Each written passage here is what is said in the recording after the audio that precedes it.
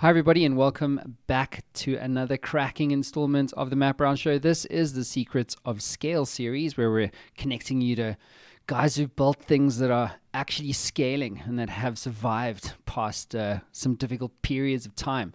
With me on the line from California is the CEO of AttackIQ, Brett Galloway. Brett, welcome to the show. Thanks, Matt. Brett, for our viewers around the world who haven't heard about the cool things that you guys are doing at AttackIQ, why don't you give us a bit about the elevator pitch, tell us about who your customers are, and give us the initial breadcrumbs to the problem that you solve. Happy to. Maybe set the stage. We help enterprises solve their cybersecurity problems. And we do that with a software solution that helps them make sure that their security program is actually working. Turns out, of successful enterprise breaches, 82% of successful breaches should not have worked. The industry is plagued by what we call security control failure, right? There are locks on the doors and windows. The adversary gets there and they open the door and they find the door is open. That happens because they're complicated. That happens because they almost never get tested. That's the problem we solve. The company was founded in 2013 to make the world safe for compute.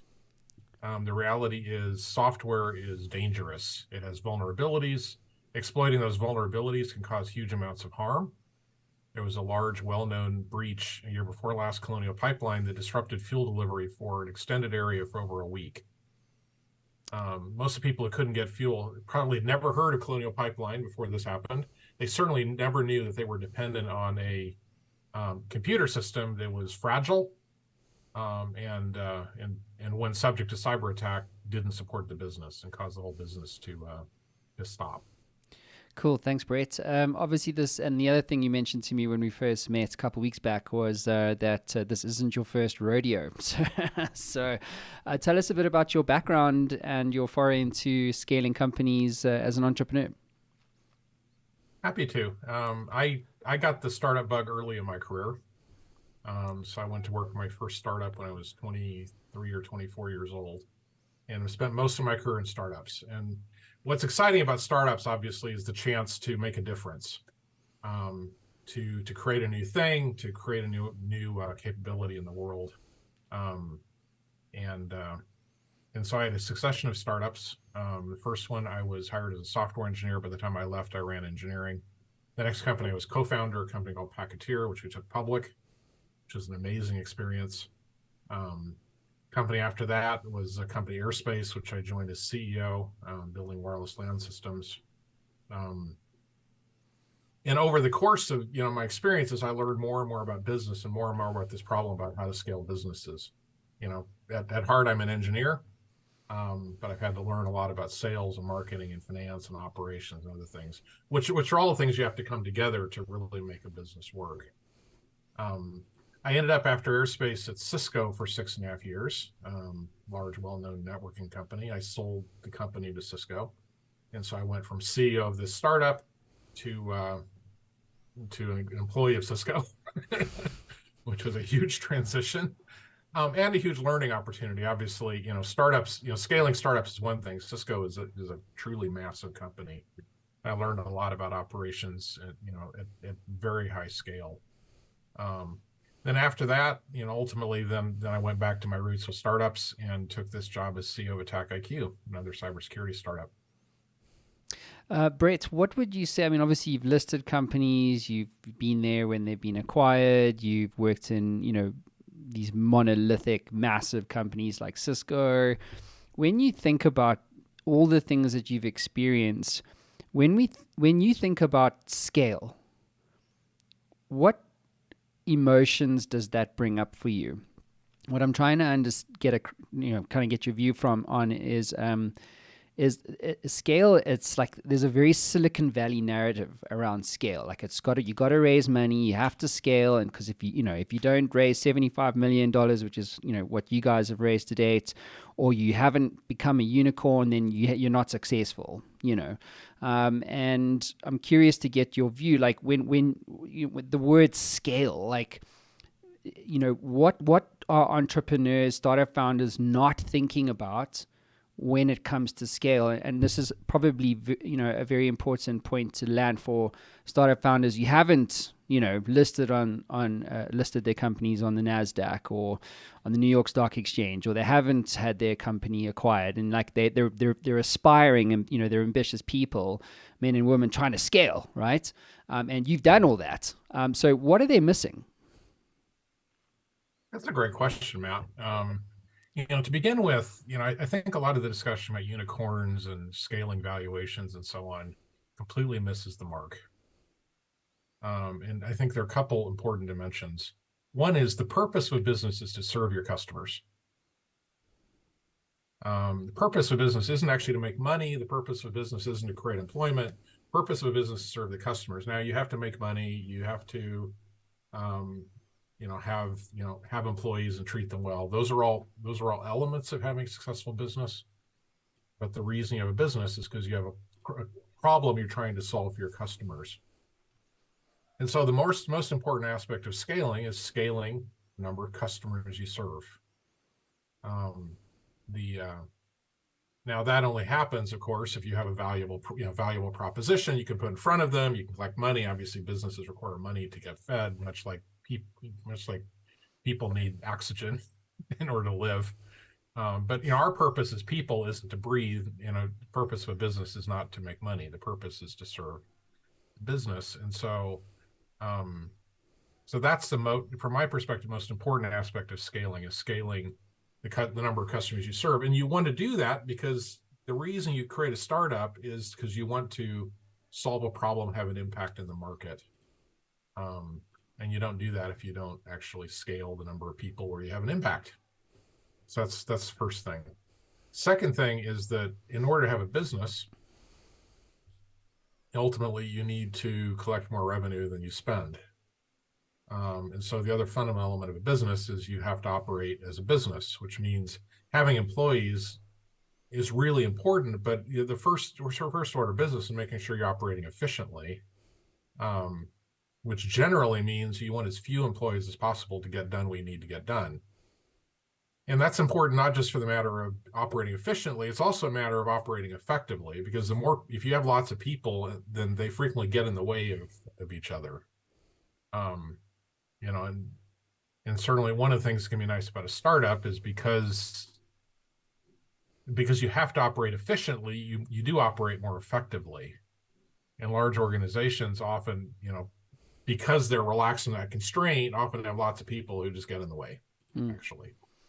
And so it is also not an objective to have lots of employees. It's an objective to have the right employees, the right number of employees, have the right people, have them committed to the mission of the business and operating effectively together to serve your customers. Now, evaluation didn't show up anywhere in that conversation. Surprise, surprise. Correct. Well, it's interesting, right? I mean, I think when you're younger, I learned when I was very young, like if you tell a 26-year-old man that he can walk on water, he'll probably believe you. And I think after founding, 14 startups and, having sold a couple myself, and also having pretty much a lot of those failed also in the pursuit of scale, I think it took me a while to recognize that certain types of businesses will never scale. And I'm not talking about like, a hair salon. I'm like a services business, like my last company had 55 people. We're doing lead gen for tech brands, and we doubled revenues every year. And, it was like, whoop, whoop, let's go and scale this bad boy. We started to build technology products. We had a group structure. There were these business units, and we had multiple teams doing different things and shared services, this and that. And suddenly I woke up one day and I was like, this sucks. Yes. This sucks. It really, really sucks. I hated the business. I was like, what have I built? And I was like, you know what?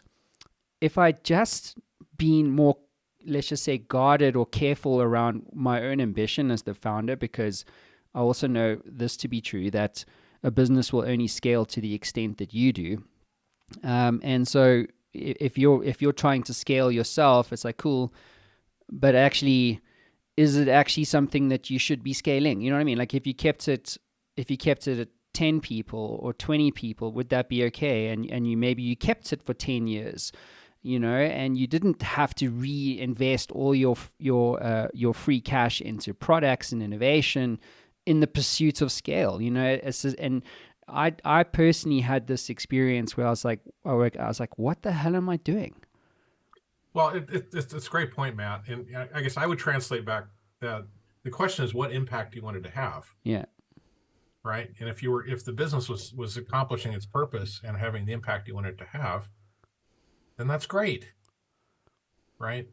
Um, and you're correct. I think many founders have to make that decision, right? Which is, um, what is my role in the business, and what's the business's role? Um, a lot of startups, venture-backed startups obviously have an imperative, right? Venture capitalists don't put money in without an expectation it's going to grow to a high valuation and grow scale. And so that's important. If you're going to run one of those companies, you need to sign up for that program. But even then, you have to be thoughtful about how you invest. Sometimes in a startup, you're building a better widget to serve an existing market. And sometimes you've invented a whole new widget, in which case you have to create a market. Creating markets is more fun, it can be more durable, but it takes longer. And the consequence is you have to invest more carefully. Because if it's going to take longer, then you don't want to overshoot where the market is at. Right? Yeah. So again, premature scaling is a terrible mistake. And ultimately, you also have to decide what the market can absorb, not just what you can actually deliver. Yeah, that's a very good point. I've had that point come up before around premature scaling, because it's like, yeah, I think we're there. We've doubled revenues for 3 years, so are we there? I mean, if it's a revenue focus, sure, okay, maybe you are, but maybe you're not, because that's what kind of I believe what happened to us. We literally gobbled up the whole. It was obviously an Middle East Africa play at the time, and I believe we just gobbled up all like the whole market. Like we built the best operating model that the market had seen, and we just smashed it. And it was built for Africa, and Africa is not like the US. And this is another thing that's come up before, where like I use the same example all the time, but like I was always doing the right thing in the wrong country. So and like in the whole of Africa, there's 100 startups that have raised $1 million in the last 12 months. Say, in the US, there's over 12,500. So it's like, well, if you're looking revenue growth and market, the market's ability to absorb what you're doing, like, pick your struggle. Can you scale it here in the US? Well, probably not with that same operating model, which is what we learned, because we were like, shit, we're actually running out of customers. We actually need to go into other markets. And then even then we learned pretty quickly that the operating model that we had that was unique to Africa wouldn't scale in the US, So my question is, how do you know when you're there? Like, is it an intuitive thing? In other words, is it intuition that leads that sort of decision, or is it more business model or other data point related? Yeah, I mean, I think there are a couple of things you can look at. One is the scalability of your operating model, right? There's basic rule of scaling, right? If you just linearly increase the scale of something, it actually changes, right? A small insect can walk on water. You and I can't, right? And that has to do with just scaling properties, right? Unless you're 26. So just scaling up an insect to the size of a human, we see it in disaster movies, but it turns out they would die. They couldn't breathe. So you cannot just take a small thing and blow it up and expect it to work. Yeah. And so you have to first think about the scalability of the way you're operating. The next thing, obviously, you have to think about is the ability of the market to absorb what you're doing. Sometimes the answer is you need to stop growing or investing. Sometimes the answer is you have to change the offer you're giving to your customers, right? In the example, right, the obvious strategy wouldn't have been go to the US. The obvious strategy would be, what else can I sell to these customers in Africa? Yep. And that's what Because that. built an operating model and get to these customers, right? Building new go-to-market motions is really hard. Mm, Taking an existing one and you can grow revenue in two ways. You can sell the same thing to more people, or you can sell more stuff to the same people. And the latter is actually often easier. Not always. yeah. And it depends on the scalability of the market, right? And certainly in cybersecurity software, one of the reasons why it is such a richly invested space is because the markets are very uniform, right? We have customers in Asia and customers in Europe and customers in the United States, and they're basically using the same software to solve the same problems. And the go-to-market models are very similar. So the scalability of these software products in cybersecurity and the scalability go-to-market motions is actually quite high in terms of selling the same thing to more people. That's the reason why these are venture-backed industries, because they have the property they can scale. Lots of businesses don't have that for those properties, right? So the right strategy depends on the circumstances. I've got a 3 shelves full of business books, and frequently you have 2 books next to each other that recommend exactly the opposite strategy. And they're not wrong; they're both correct. Right. What they fail to do is explain exactly what circumstances those strategies are relevant and which they're not. Yeah. What's fun about business, right, is it's a very interesting game. It is. It is indeed. And on that bombshell, we're going to take a quick break and we'll be back in a minute. The Matt Brown Show is presented by Carafin, an investment bank that offers and supports direct private investments in U.S. operating companies. Over the past 20 years, investors have placed over $1.2 billion of private debt and equity in more than 100 companies through Carafin and its affiliates. Carafin leverages technology to empower its community of investors to deploy their capital far more efficiently than ever before and connects their community of engaged investors with worthy companies. Invest portions of your portfolio in direct private investments today. Visit carafin.com/Matt Brown Show for more.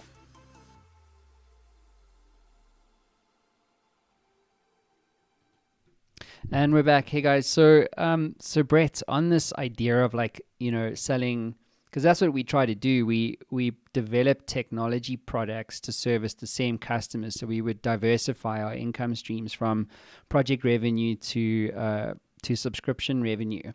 And what I found was that as a small business, say, to strategically pivot into developing that type of capability, it actually sucked out a lot of time and resources that we had. We had to get a CTO, and then a development team, then we had to get infrastructure.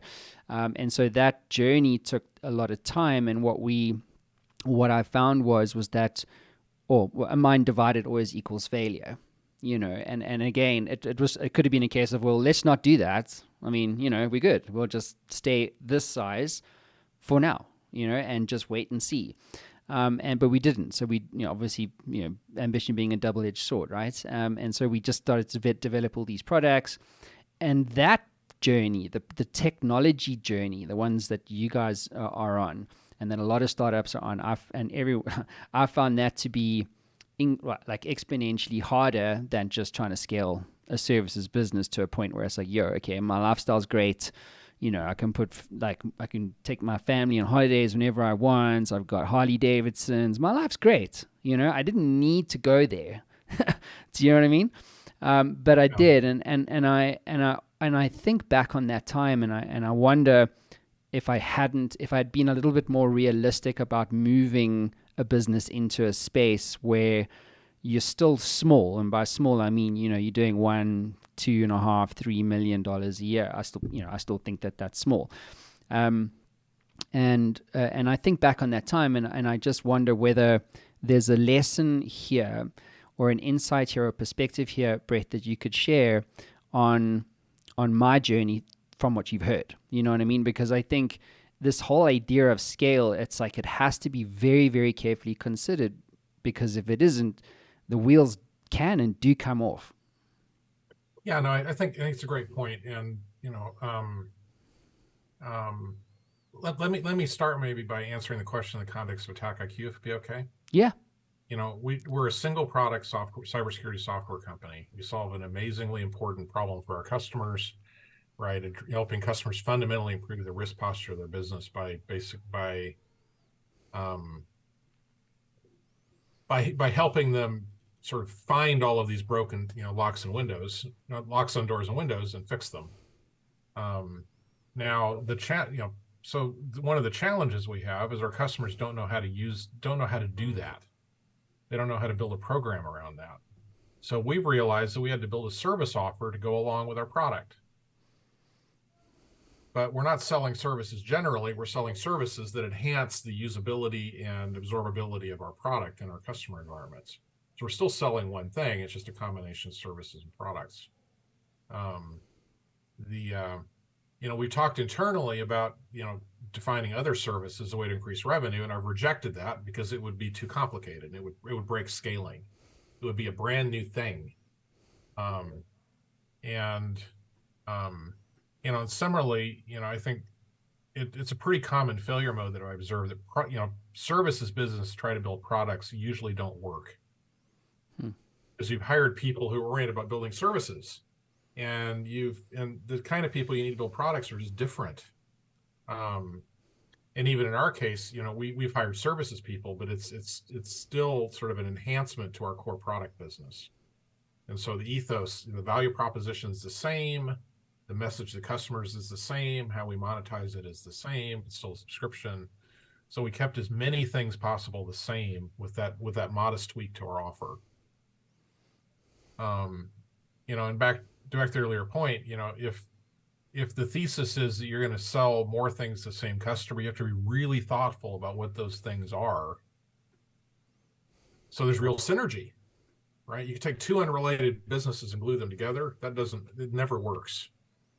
Right in the 60s, there was this thesis around investing in conglomerates, and it died because taking three unrelated businesses and tying them together doesn't make something great. I mean, my very first employer, actually, I saw that.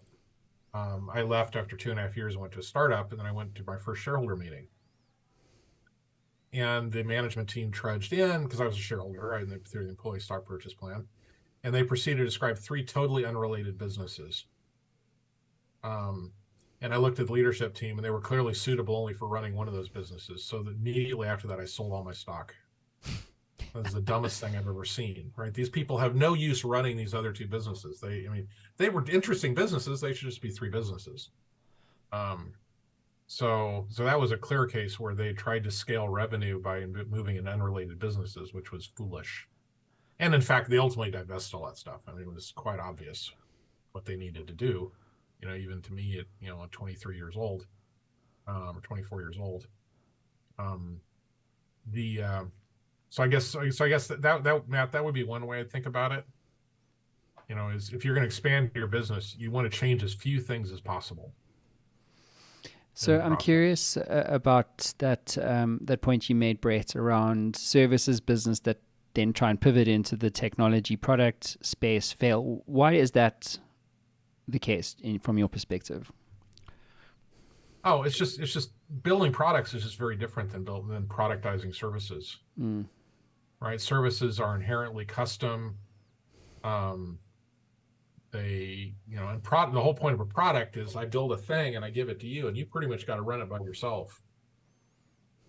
Right? And so it's a very different mindset in terms of how you can engineer services too. You can product manage services, you can define services, all of those things are true. But it's just very different. The requirements are different. And the kind of people who are good at that are different. Mm-hmm. So if you want to build a products business, it requires you build a whole separate business over here. And that's hard and it's expensive. And usually the thesis was we have these products and we're already talking to the customers and we'll optimize some aspect of our service, and that can work, but it's got to be very thoughtfully. You have to very thoughtfully choose what these technologies they're using to enhance your services. It's the complement of AttackIQ strategy. We're a product company with a few enhancing services. You can totally have a services business with a few enhancing products. but it's still a services, but the offer to the customer is still service, right? Trying to build an independent products business, I think, is very hard. And also, what I learned was that trying to fund that with a service, to fund the technology product side of things with the services business is like, that's hard. Well, yeah, but it's It's real hard. hard. But it's hard for the same reason. Yeah. Potential investors know that this is not a model that usually works. In fact, it almost never works. So why would an investor fund that? Yeah. Knowing that these things are true, right? As investors, they're just pattern matchers, right? Whether it's a bank giving a traditional bank loan, or whether it's a venture investor writing you a Series A check or a seed check or whatever, they're doing the same calculus. They're evaluating a set of criteria and they're matching you against a pattern of successful and prior investment decisions.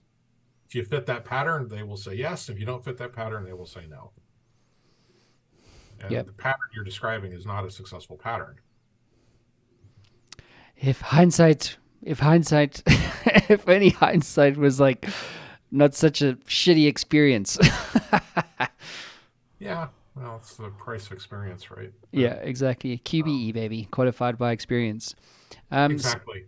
Speaking of funding, everyone's on a funding cycle right now. Funding through, funding to scale seems to be order of the day and the status quo, and has been for some time. You guys, as I touched on, at least according to Crunchbase, you guys have raised, I don't know, 75 odd million. Your Series C already, so you're a real mature company. What have you learnt about the use of funding to scale a company like AttackIQ? It's a big question. Yeah, I mean, broadly, you want to raise as little money as possible. And there are two reasons for that. One is that in a venture model, every time you raise money, you're selling a piece of your company. So it's dilution. Now, dilution's fine, and if you have an appropriate market opportunity, it's fine to dilute the company. But over raising money is not a good idea, because you're going to over dilute yourself and everybody else. The other more important reason is having too much money is not a feature. One of the major reasons startups win over larger companies is because they are forced to make hard decisions. Larger companies with lots of money don't have to make hard decisions. Therefore, they don't make hard decisions, which means they have too many employees. They try too many initiatives. They try to do too many things. And, the single most valuable thing a startup can have is strategic clarity. This is what we're doing, and here's why we're doing it, and here's how we're doing it, and that's what we're going to do. And we're going to maintain all of our focus on that. Having more money robs you of strategic clarity, and that actually erodes your ability to execute. So it is, the whole venture model is actually, it wasn't designed, it was developed over time. But partly, one of the reasons it works is because it forces, startups to stay very focused on reaching another funding milestone, which is very concrete, pretty concretely defined. And you have a limited amount of capital to achieve it. So you're forced to actually make strategic decisions effectively. This is the thing that I think is, in some respects, the hardest part of running a startup, because there's almost nobody in a startup or in a company that can actually make those hard decisions, is empowered to make them and have those decisions stick. Because there's always more stuff you need to do or you want to do, right? Your reach always exceeds your grasp. There's always more opportunity than you think that you can actually reasonably serve. In the company, there's usually like two people that can make those hard decisions. Maybe it's like a CEO, maybe it's a founder, maybe it's the two of them together. Nobody else could even make that decision, even if they knew what to do and make it stick. Because the forces that pull you to do more stuff, not less stuff. And so, so that becomes in my mind, the most important responsibility of a leader of a company is to make sure those hard decisions are made. And the word hard is important. They're hard because you can do them wrong. You think of a video game, right? You can go in a video game, you go to the left branch, you die, you go in the right branch, you win. sometimes you don't know which is which. And so there's a real risk that you choose wrong and you die. So that's the reason why they're hard decisions to make. Back to the earlier point about the book full of business books, right? There, that describes an array of doors that you could choose to enter. But in a small business, you don't get to choose all those doors. You get to choose one. And so the winners are the ones who choose either luckily or wisely or both. Yeah. Yeah, exactly. But you have to choose, and I think that's... You have to choose. The losers don't choose. Yeah, you can't be... The question is, the risk of having too much capital is it deludes you into thinking you don't have to choose. Yeah, I'm curious about that, actually, because I was going to ask you about, what perspective is what perspective do you have about the dynamics between an investment group or maybe a capital raise and the startup founder? Like you're getting Series C, 75, maybe do Series D, and it's 150. But then at each stage, the dynamics get more, they change. And I think one of the key things I've learned is that, most founders get replaced after 3 years. If they take on like VC money, it's like 1 in 2, 5 in 10, they get replaced because like, okay, dude, you were great at building me a house, but we now need a skyscraper and you're not that guy. Correct. Yeah. And, that shouldn't be a surprise, right? It's back to the scaling thing, right? The chance that a 24-year-old is going to turn into, a great CEO of a large organization without any experience or training, that doesn't seem very plausible. It happens sometimes and it's great, but a lot of times it doesn't happen. And investors, obviously the board has to think about the well-being of the business. The founder should too, right? The founder should for 3 reasons, right? One is because they have a capital interest in creating value in their business because they're usually a significant shareholder. Number 2, they should care about the effectiveness and well-being of their team, right? And if the organization scaled past their ability to operate, they're not treating their team well.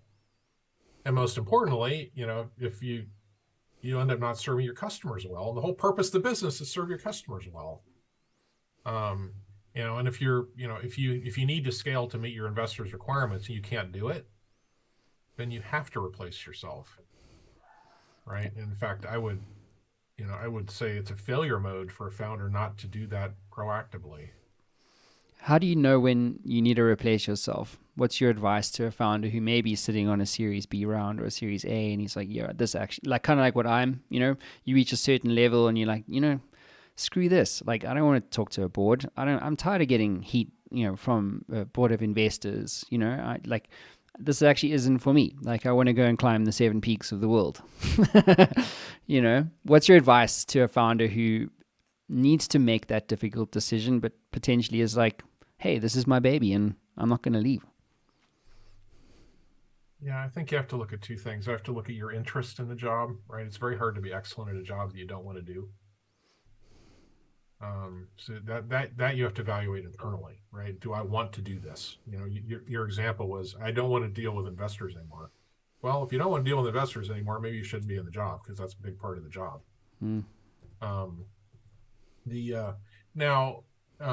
People do grow in jobs, and there are lots of very successful founders who've grown into amazing CEOs, and that they didn't start out that way. But at their core, they had to take on the challenge of making themselves better. And that starts with interest. They need to want to do that.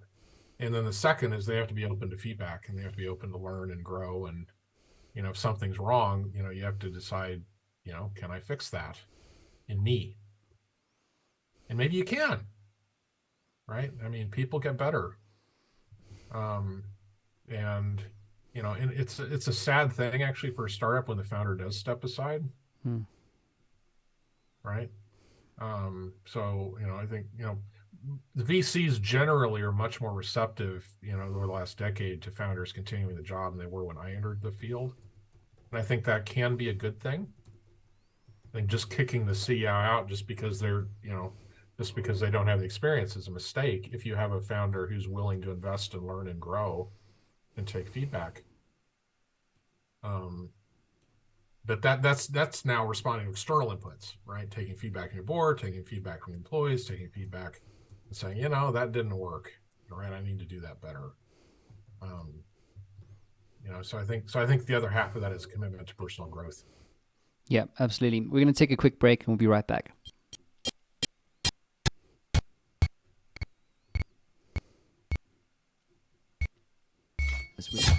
Raising money for your startup? Well, why don't you close your next funding round fast? Get investor-focused media and FaceTime with relevant investors in days.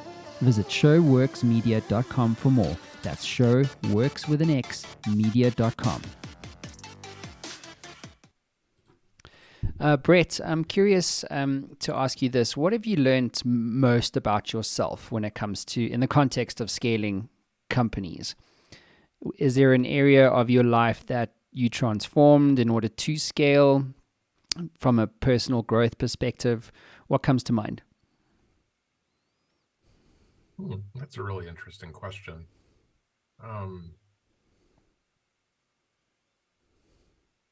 You know, probably the most important leadership lesson for me didn't have so much, it had to do with scaling, but at a very limited, but at a very low level. And it was when I first became a manager, actually.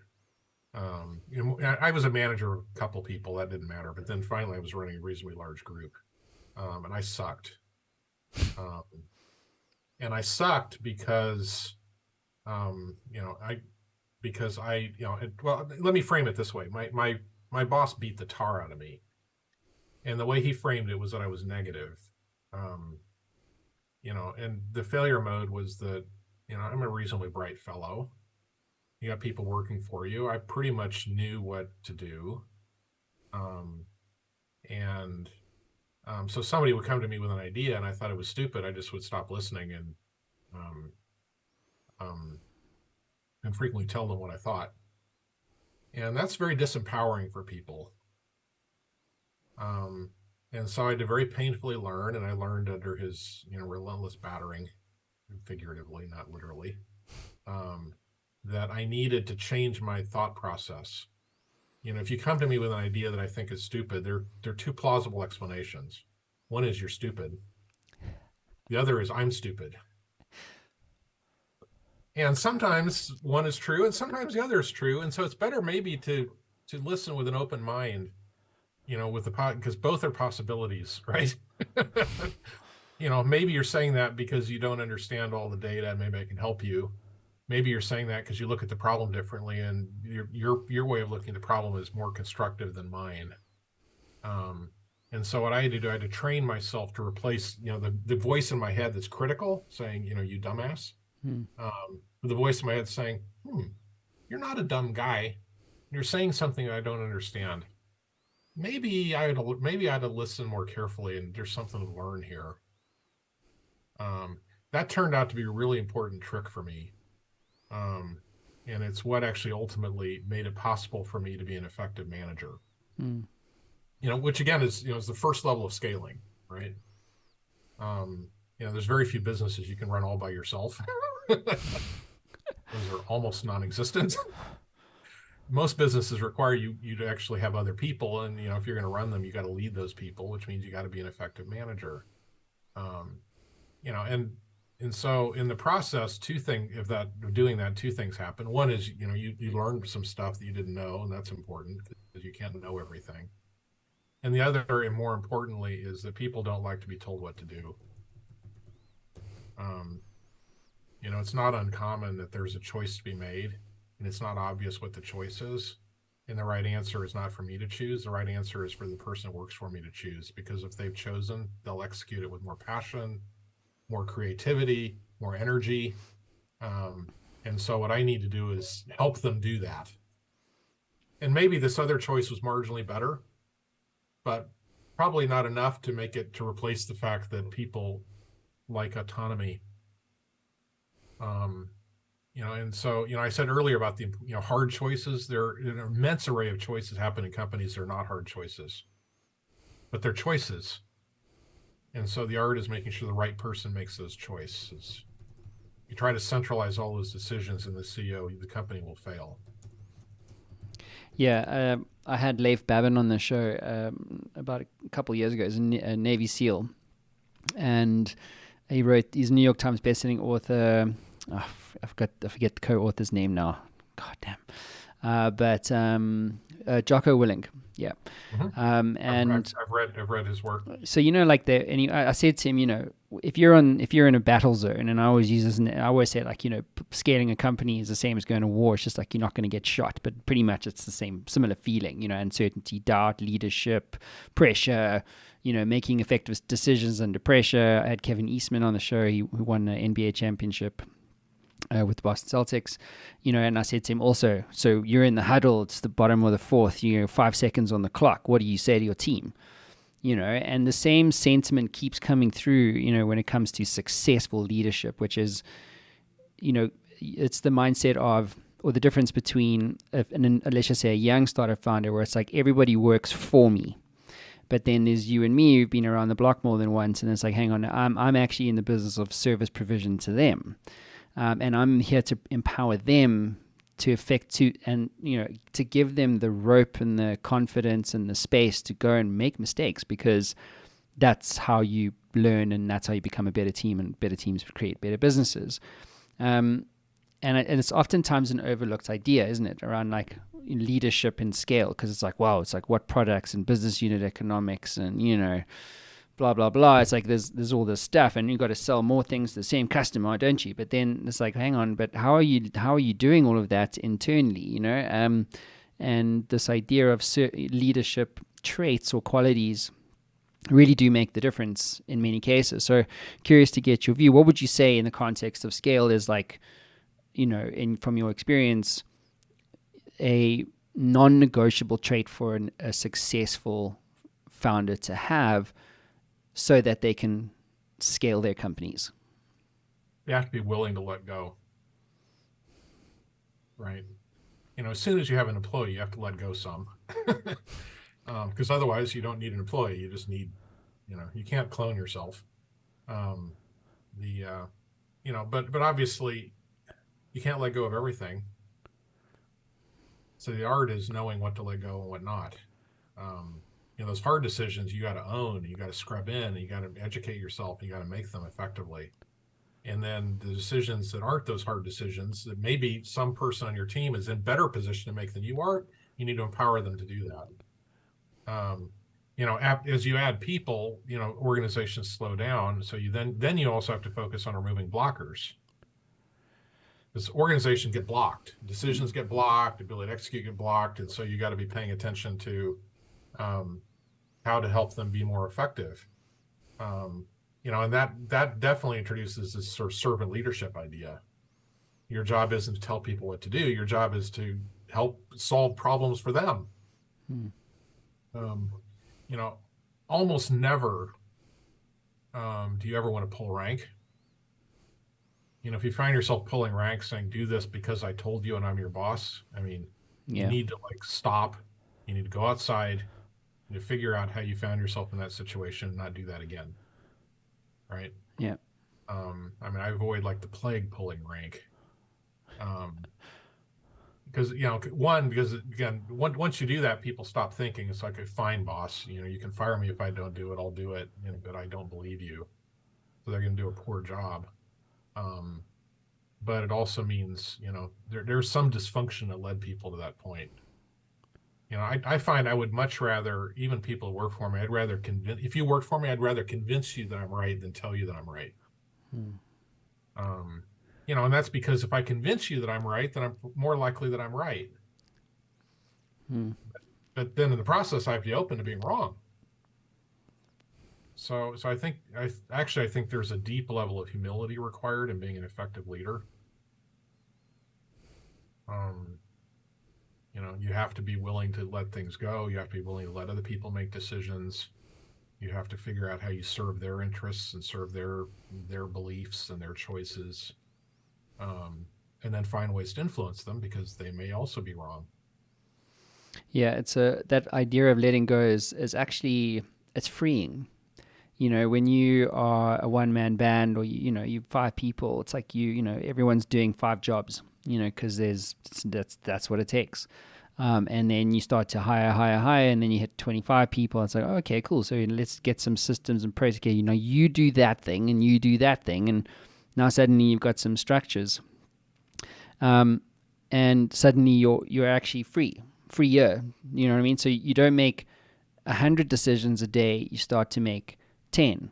And then the more layers you add in the management structure or business structure, the fewer decisions you start to make. So what I found is that like the best CEOs don't get paid millions a year to make 100 decisions. They get paid to make one, and because that's what their expertise is.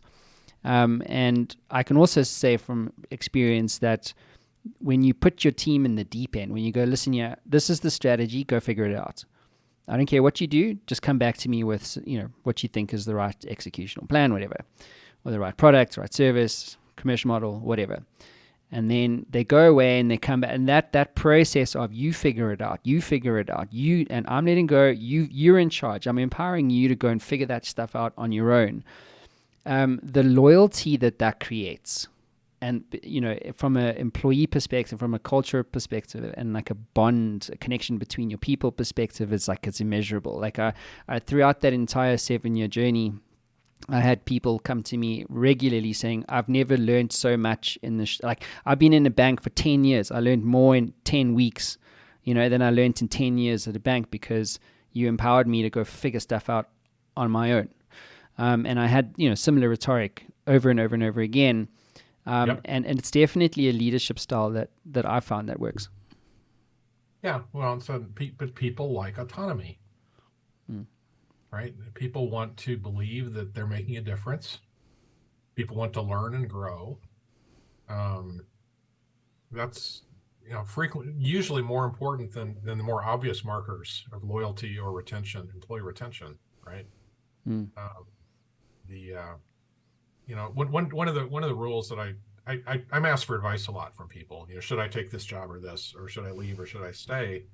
And there's some very basic things that you want in a job, right? I mean, am I learning? Am I growing? Am I engaged with the people that I work with? Am I having an impact? If you can answer yes to those three questions, then it's probably good. It's probably a good job. If the answer is no, then it's not.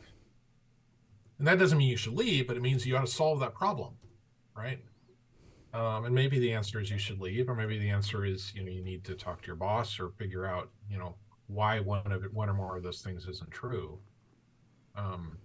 Conversely, if those three things are true, in your head, and you're sort of being thoughtful about your opportunities, you will likely have a successful career.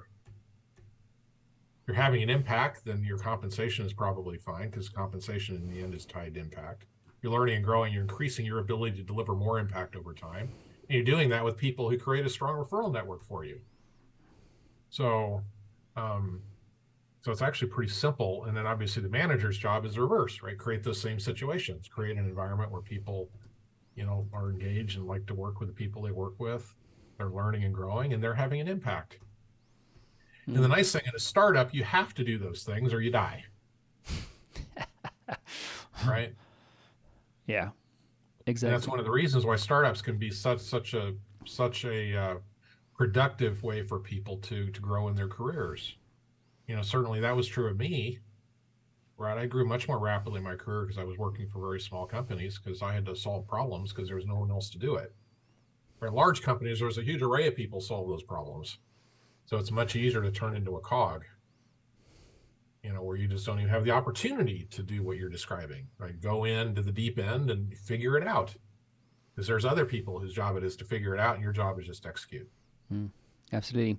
One more question for you, Brett, to have a bit of fun. So if I could give you the keys to the Map Round Show time machine, and you could go back to yourself on day one of AttackIQ and give yourself a piece of advice, about scaling the company, what advice would you give yourself? 2 bits of advice. One sort of positive and one more constructive. The positive bit of advice was, I came out of Cisco.